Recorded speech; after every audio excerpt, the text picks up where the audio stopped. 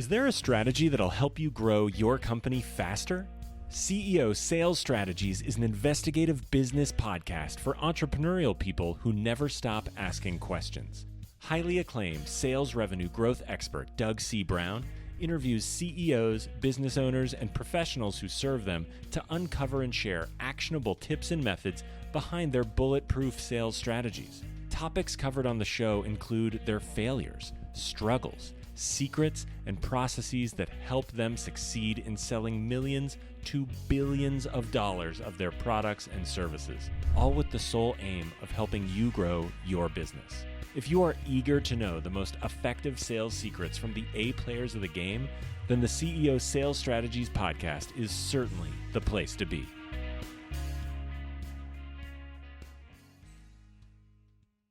Hey, this is Doug C. Brown with the CEO Sales Strategies Podcast. I have a really super intelligent guest. His name is Mr. Noel Goggin. He's the CEO of Conga. Conga is a technology company, and they focus on revenue management through the cycle, the lifestyle, the life cycle management, if you will, of your clients. We're going to talk a lot today about different things on how to increase your sales and profitability through using and streamlining intelligence and streamlining automation. We're going to talk about revenue leakage that people are having in the company, how to improve your profitability, and how your quarterback in your whole sales process is your salesperson, and how you can support that person with giving them the intelligence, the details, so that they can maneuver and do things quickly, thus increasing sales, thus increasing profitability, and making it so much easier on your particular buyer and your ongoing buyers within your company. So without further ado, let's go talk to Mr. Noel Goggin. Noel, welcome to the CEO Sales Strategies Podcast. Thanks so much for being here. Thank you, Doug. Great to meet you and great to be with you and your audience today. Thank you. Thank you very much. Yeah, I mean, you and I were talking a little bit about Denver and, the snowy Denver play today. So please do not send it east to New Hampshire where I am. I would appreciate that. So Noel, thank you. You're the chief executive officer of a company called Conga, right? And yep. You guys are a global leader in scalable revenue lifecycle management. And for those of you who don't know what that means, hang on. We're going to get into that. Noel and I, when we were talking about how salespeople, you and I were talking about how salespeople really are the quarterback to a company. Now, for those of you who don't know what a quarterback is, that is the guy who gets the ball in football and then throws the ball, hands it off to someone else, and basically runs the field and the team. So let's talk about, why are salespeople the quarterback? Like really when it comes down to it. Yeah, listen, I think if you just take a step back for a second and you look at just a construct of revenue lifecycle management, at the end of the day, revenue is the fuel for every organization. Without revenue, payroll is just not met. And so core to revenue management, there's kind of two dimensions in reality. There's the first dimension is the ability to acquire new customers, to go get new customers, and that's always expensive. It's hard, there's a high cost of sales to that. But then there's also the ability to kind of sell existing customers new products, expand the use of existing products, etc. That typically is an easier, there's a lower cost of sales typically, but it's still hard. There's still lots of work to go do with it. And then the third one is kind of the ability to kind of renew existing business that customers have and sustain existing businesses, so you can start to increase over time the lifetime value of customers. And if you look at a salesperson or salespeople, they're the front lines. They're the people in front of the customers. They're the people who see the field of play. They're able to kind of read what's going on, but they have to make decisions in the moment. The sooner they can be equipped with the details, the signals, the information, the tools, the processes, the more effective that they can be, then the quicker they can run their plays. They can actually run plays more succinctly, outfox the competition, be more creative in product bundles, bring the full, breadth and depth of product offerings to bear that allows them to compete against their competition. So, it's a very complex job. And most organizations, some of the highest valued people in the organizations are their salespeople, right? They're a combination of really strong relationship building skills, building trust, building credibility. But then also they're able to negotiate and balance this kind of commercial acumen with kind of what the customer needs with what they can supply competently to that customer. So it's as much as we'd like everything to be totally 100% team oriented, a lot of it comes back to who it is who's going to kind of call the plays, run the plays, and be able to kind of, win the game effectively. Yeah, and I love what you said, the more details they have at real time, and the more effective they are in the process of understanding what those details are, they can make decisions in the moment. Yeah. And we all know in sales, most sales, not all sales, they're made pretty quickly once these details are laid out. And the competitors, if they don't have the details and we have the details, trust level goes up within that situation. And people generally will buy more on rapport than they will buy on need. That's what I've found over the lifetime of doing this as well. You said three great things. Acquire new customers is really expensive, right? Yeah. Second thing was selling to an existing client. And the third thing was renewal business, or renewing the business again and again and again. Now, I have found that most people focus on the first. How do I get new clients? How do I get new clients? How do I get new clients?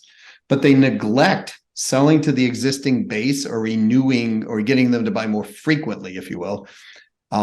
What do you agree with that, A? And then if so, then why do you think that happens? If you think of the history of any organization, to get started, they typically have their first product or second product. They get good at selling a point solution, right? Being able to sell one product into a market.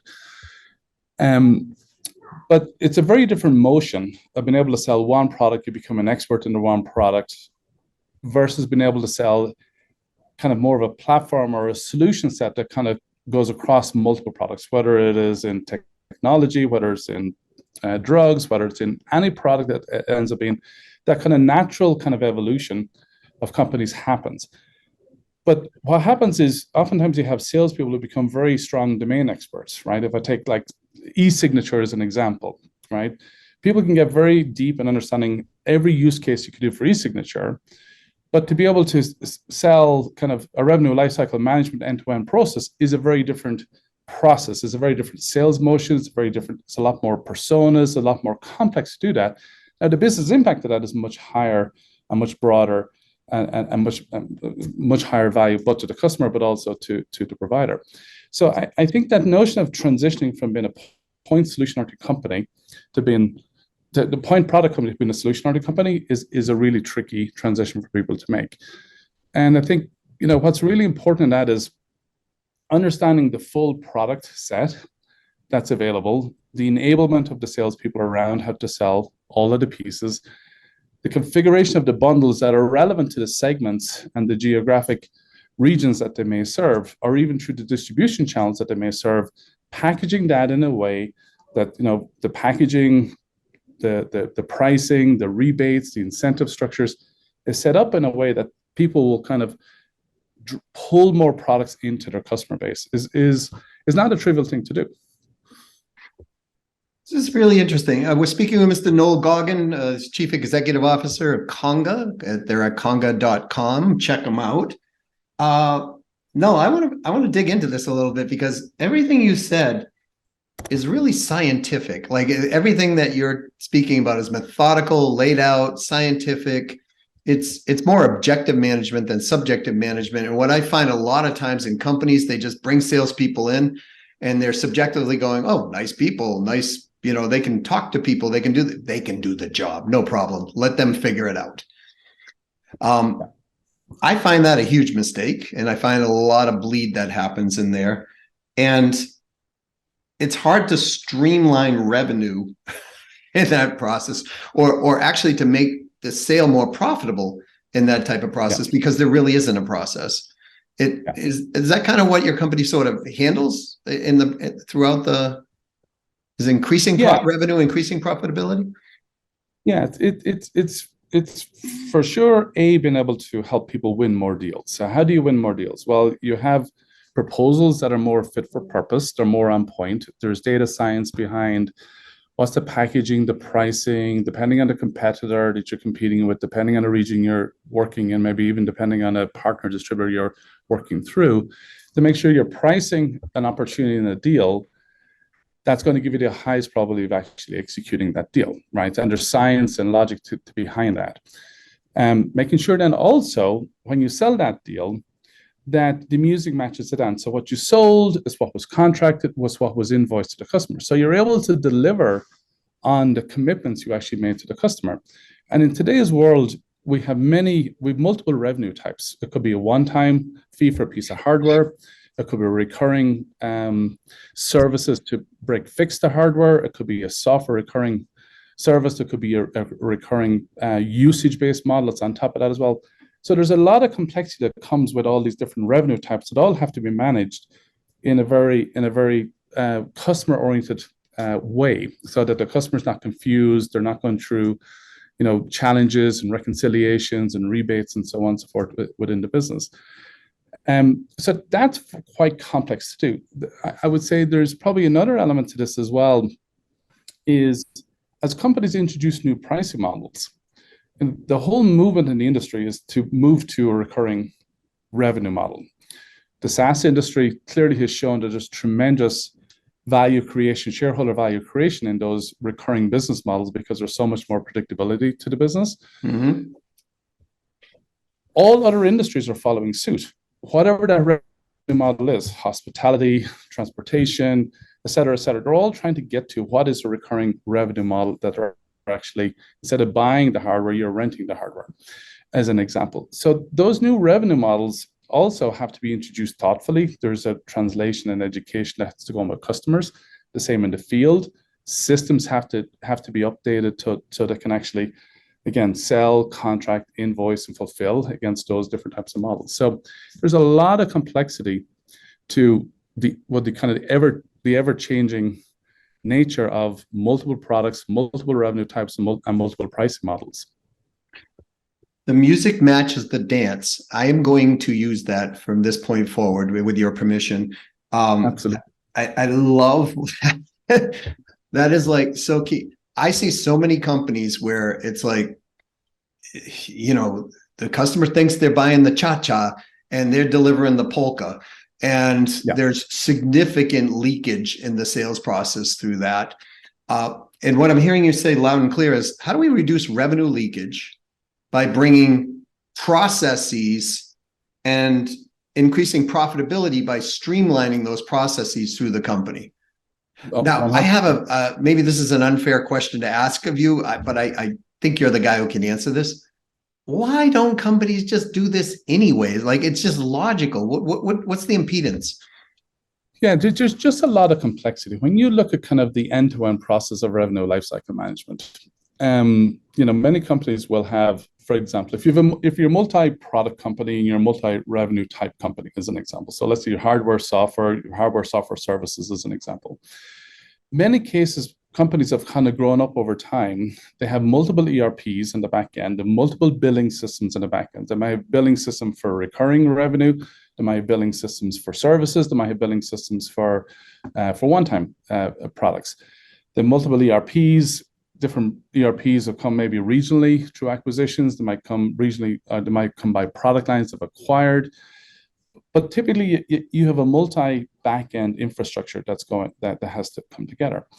So when you look at from the ability to sell a product, contract a product, deliver a product, service a product, renew a product for a customer, there's multiple personas within an enterprise that's required to do that. There's obviously all the sales team, there's all the legal team, there's all the supply chain, the finance team, there's all the customer service and support team.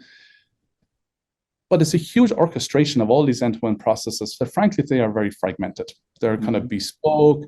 They're by product. They're limited by the back-end systems. They vary based on regions, and every variance creates more manual work, more lack of streamlining, lack of consistency, and frankly, that has the ability to create real risk contractual risk in your business. So that contractual risk could be associated with, it could be compliance, data compliance, cyber compliance, data residency. It could be regulatory compliance. Lots of companies have a lot of regulatory things you have to deal with, whether it's health and life sciences, financial services, etc. But all that risk is unknown in many ways because they're all in different pieces. There's no holistic, singular view of the entire commercial and fulfillment relationship with customers. Okay, you just said something that I thought was, I don't know if people got this, but variances create additional human labor and work, which then will, in most cases, decrease profitability and reduce the ability to sell more. Yeah. Is that a fair statement? 100%. Complexity is always the enemy of repeatability and scale. Because the more salespeople you have, the more scale you have in your business, repeatability, consistency is so important. Every time you introduce complexity, you introduce new processes, new bespoke things, new exceptions that could have downstream implications for revenue recognition, for forecasting, for utilization, consumption, and it just becomes an ongoing search for the single source of truth, which typically is not available. You know what's really interesting to me, Noel, on a personal, I was just having this conversation with my wife the other night. It's like, you said this perfectly. It's complexity is the enemy of repeatability. Yep. And if we don't have repeatability, we can't have recurring. Bingo. I mean, I was just having this conversation and I was joking with her a little bit. I'm like, remember, complexity is the enemy of repeatability. Right? So all of you men listening here, do not say that to your wife. I can tell you that is not a good idea. So if we are creating complexity, then what we're doing is we're creating impedances in the process and we're just mucking up the whole thing. Why? And I agree with you 100%. Why do we as human beings want to create something complex versus just making it simple and getting the job done? At some level, it becomes down to ego, right? Human beings are smart people. And yes. Sometimes people get lost in their own, ability to narrate and pontificate and kind of, have big storytelling that goes behind it. The problem is it's very hard to get repeatability on that because you can have the kind of the genius with 1,000 helpers, but everything has to come back to the single person. So things have to be broken down where it's not only that the product been sold, but it's the experience that's been sold has actually been delivered. That's where recurring natures of customers, repeatability of customers, add-on customers, because that's where trust grows, right? Trust grows from people doing what they say they're going to do, Right. And my father has got a great phrase, which I use liberally in work and with our customers, is when all is said and done, is there going to be more said than done, right? So when people actually say they're going to do things, is that what they deliver on? Because customers are making decisions on it. They're making their business criteria on it, et cetera. But if they've been let down by their suppliers, then they're in trouble and they're in kind of defensive mode all the time as well. So to me, the natural human condition is to kind of look for complexity. It's just inherent in the thinking. But when you can take complex things and simplify how you package them and how you sell them and how you service them, that's where there's some real magic. By hiding the back-end complexity from the customers, so the customer's experience, it's the connected experience, it's high on retainability, CSAT, NPS, whatever metrics you measure in your business. That ability to create loyalty over the course of time is what's going to allow you to have the right, to earn the right to maximize customer lifetime value. And I think that's really, really important. And some companies are world-class at doing that. Like Apple, as an example, is world-class at doing that. Right. Companies are not, and they come and go, but they just do not have predictability in their business models. Disney comes to mind. 100%. Yeah. Disney I cannot tell you how many people, because it's so many people, especially when I lived in Florida. People in Florida are like Disney brand loyal more than anybody I've ever met. And I know people who have spent 3 weeks at Disney. Like and they go tell all their friends, hey, I've been at Disney, right? But when Disney comes to mind, we don't care what goes behind Magic Mountain. When we get on the ride, we just want to experience the ride. We don't, there's engineers and software and legal and human resources and electricity, and we don't care, right? I mean, as human beings, we just want to have that fun ride. And so I have a good friend, his name is Andy Miller, and he said to me one day, Doug, keep things simple and get rid of distractions. You'll be much happier, and your clients will be too. Yeah, my good friend Frank Blake, who was the former CEO of Home Depot, talks about stop chasing the shiny objects. People get enamored with the great new areas, and AI is a great topic for people. Like there's so much shiny object syndrome around AI that people are if I look at things, they're trying to land people on Mars, when in reality they're trying to get their kids to practice for softball, right? So it's getting things to be pragmatic, again, repeatable, relevant, simple, and value additive. So can we say that sometimes making real money is kind of boring? Exactly. It's the repeatability, and for smart people, repeatability oftentimes becomes too mundane.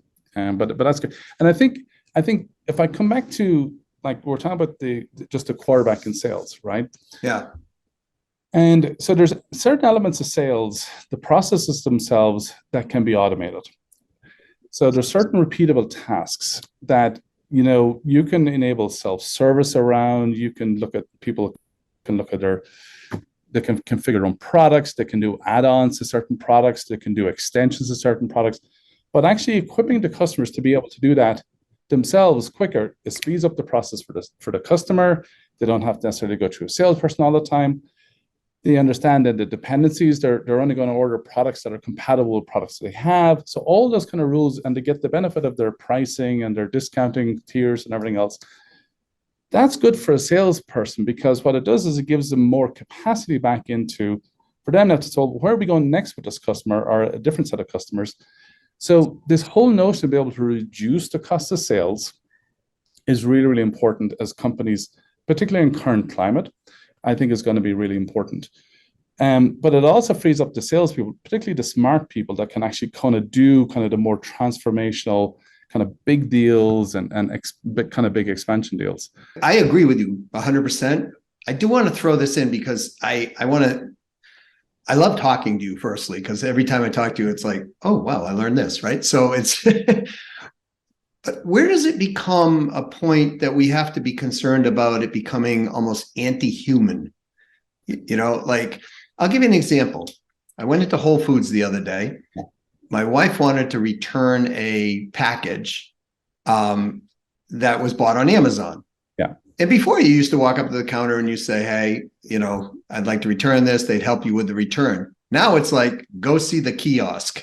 Yeah. Right. So you go over to the kiosk, and quite frankly, I don't know who laid this out for Amazon, but it's not really all that intuitive.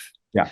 And so now there's a frustration level there. Yeah. And the frustration level now is with Whole Foods and with Amazon. So it's creating some discourse and dropping trust in the sales process, from my perspective.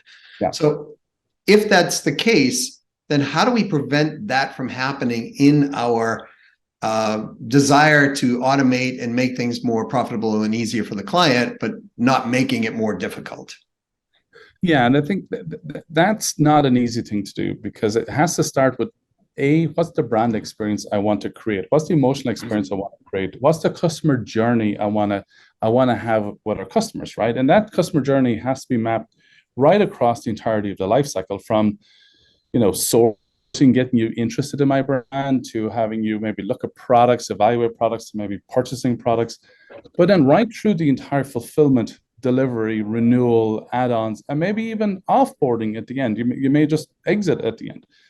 But all of those touch points, whether it's support, services, experience managers, etc., whatever that brand experience has to be thought through. The customer journey, the actual emotional journey of what people are trying to do has to be really thought through.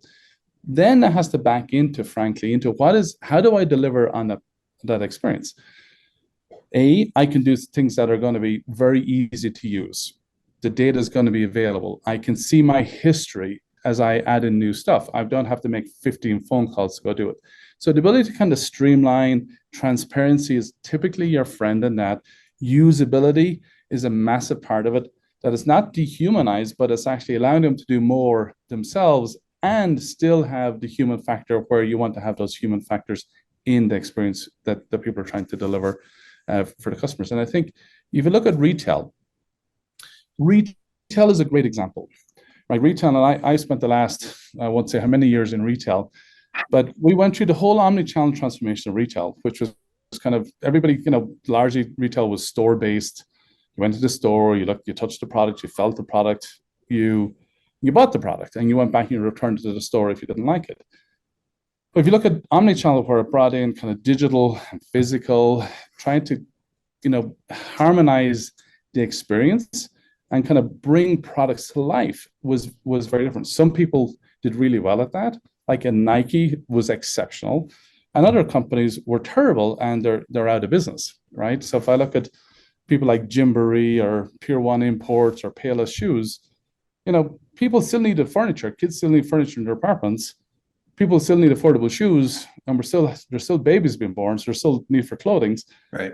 But they were not able to build that kind of omni-channel experience for their customers that married digital and physical together. So as we kind of go through the B2B transformation, the revenue lifecycle around B2B transformation, that brand experience, building that brand experience, making sure you identify it, but then understanding how you bring that to life through software, technology, processes, people, partners, that's really, really hard work. But if you're not clear what you're trying to do, you don't know what the goalposts are, it's going to be impossible. We're talking with Mr. Noel Goggin, the CEO of Conga, and excellent stuff. I really appreciate this. Everything we're speaking about translates not only from enterprise, but down into medium and small businesses. And I think when medium and small businesses are willing to automate the intelligence, when they're willing to look at revenue leakage, when they're willing to make their sales team, even if it's a team of 3 or 5 or whatever, the quarterback of the company, and to drive what you're talking about, magically revenue goes up and profitability goes up. You brought something up in the beginning I wanted to circle back, because you said the more details they have and the more they have at intelligence and things of that nature, the easier that they can be Tom Brady versus some other quarterback, that's not doing as well as a guy like Tom Brady did over the years. So, you said something to me earlier in one of our conversations, which was taking a share of the lion's share of the revenue and putting it back into existing customers to grow the existing base. And I see companies not doing this across the board. And I think it's a mistake. And I wanted to bring it up to you. So why is it's so important or so invaluable to be putting money back into the existing customers to grow that customer base? If you look at the kind of thesis, right? Company starts, it grows, it gets to a certain scale, it's been innovating their own products, but then they kind of come to a stage where they start acquiring products. So they go through an M&A. So they bring in, typically people bring in products that are adjacent, complementary to the products they already have, typically. So you hear this land and expand sales motion. This is the big thesis that everybody rationalizes their M&A around, right? There's 2 dimensions. One, we're going to have a land and expand. We're going to take all the synergies out because we leverage our sales force. We harmonize back office systems, etc. So it's great in theory. Now, the problem with land and expand is if you're not able to consolidate all your products into the one product catalog, if you're not able to harmonize all your pricing, harmonize all your rebates, your incentive structures, your promotion structures, so they're simple and easy to consume in the eyes of the customer, then you go through this trough of disillusionment because you get the salespeople all excited. Then they try and come in and sell these new products, but they're in multiple systems and multiple things with different contracts to govern them, with different pricing structures and different incentive structures. And they get frustrated, customers get frustrated. they're not able to understand how to bring them to market. And that's a very classical thing. So you've got all this excitement at the start, then people get frustrated, and then they tend to very seldom realize the benefit of the thesis of the expand motion. And I think core to that for me, I think, is contracts. Most people do not know what's actually in their contracts. They just don't know either the commercial aspects and how to monetize the commercial aspects of the agreements. They don't understand how to harmonize, which is the better incentive structure. We've got two agreements with a customer, and how to bring that and design those and evolve those contracts to something that's more customer friendly, but also balances their ability to maximize revenue. Things like pricing, like in today's world, one of the biggest things for people in contracts is price inflation. So if you've got, let's say, 500,000 contracts today, how do you understand what's actually in those contracts when it comes to price increases? Who bears the burden of inflation, you or your customer? I can guarantee you go back across the contracts, it's going to be different in a lion's share of those contracts. The wording, what can be done legally, what you can do business-wise. So the harmonization of all of that, I think, is really, really the understanding of that and building that into a strategy, a commercial strategy that allows you to do things that are logical, but also allows you to preserve the customer experience, I think, is really, really important. It goes back to simplicity and minimizing the variances again, and interesting. So Noel, if somebody wants to learn more about, let's say, you, the company, or customer revenue management, customer life cycle management, or even how to configure proposals and quotes and streamline all that technology, how do they find you? What would you recommend for them? Yeah, so they can. People are obviously very welcome to come visit Conga.com. Today we've about 12,000 customers. We've got the biggest of the big customers in the world. We've 9 of the top 10 health and life sciences companies in the world. We're talking about big, large multi-billion-dollar enterprises to really small, growthy-oriented companies that are kind of growing like crazy. But across that 12,000 customers, right across both EMEA, US, and APAC, we've about 5 million users that use it today. And we've customers that are expanding the use of their products by about 55% over the last year. So Conga.com can give people examples, use cases of what different customers have done across the entirety of the life cycle itself. Noel, I really appreciate you being here on the CEO Sales Strategies podcast, bringing your A game. I really appreciate that. I will comment that, and to reinforce what Noel's saying, if we as business owners do not look at client life cycle management, look at client life experience, we're leaving a lot of money on the table and working way harder than we need to. So, Noel, thanks again for being here, sir. You're very welcome, Doug. Pleasure. Thank you. How many notes do you have? I have a ton of notes. You're going to hear the pages turn here as we go along. Just keep things simple and reduce the distractions in the company. Remember, that complexity is the enemy. And if you keep complexity in there, it is the enemy of making things recurring, right? So the more recurring revenue you can put in there, and the more you can automate these things without taking out the human touch, the more money you're going to make. Remember, sometimes making money, lots of money, is about doing a repetitive process, and sometimes it gets boring, and we as human beings, as Noel said, ego gets involved, and we try to innovate on things, and innovation's not a bad thing, it's a great thing, but innovation to distraction is a bad thing, and I see that happening a lot in companies. Don't forget to make your quarterback, your salesperson in the company, equip that quarterback with what they need to drive the ball downfield and win the game for you. Now, they're winning, your client's winning, you're winning throughout that whole process. Don't forget to put the lion's share of revenue back into existing customers to grow and leverage. Remember, what Noel said, acquiring a customer, that's number one. It's really expensive to do. Working on selling an existing client, not so hard to do, and your profitability is much higher because your initial marketing and sales expenses already sunk into the initial sale. And then obviously getting them to buy more frequently, getting that recurring process going, allowing them to have more self-service in the process is also a wonderful benefit for you and your company. All right, if you love this content, give it a 5-star review. I would really appreciate that. If you have content yourself, or you know someone who's an expert on something and you go, man, you know what, I've been listening to this podcast and I think the audience would really love this topic, reach out to us at youmatter, YOUMATTER, at ceosalesstrategies.com. Let us know. We review all the requests and we will look at those and let you know whether it fits or not. If it does, we'll have you on the show. We'll have your referral on the show.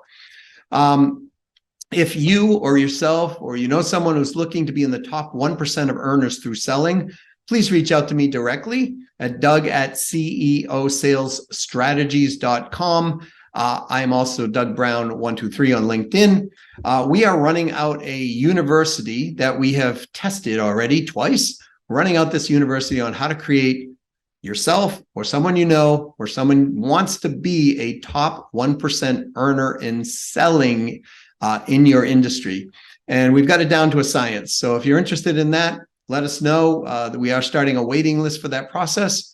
And we will go from there. If you're a company looking to seek 1%, producers, those who can hit the 1% earners rate and make you a lot of money as well as make themselves a lot of money, let us know that as well. Just reach out to me again at doug@ceosalesstrategies.com. Again, thank you for being here. Thank you for being a loyal listener. And you know what? Go out and sell something today. Sell a lot of it. Play win-win. They win, you win, everybody wins. That's how you generate more referrals, more repeat business, by playing win-win, giving your client, that customer, the trust and loyalty so that they can rely upon that, which creates brand loyalty to you. And in return, expansion of your sale. Until next time, this is Doug C. Brown with the CEO Sales Strategies Podcast. To your success.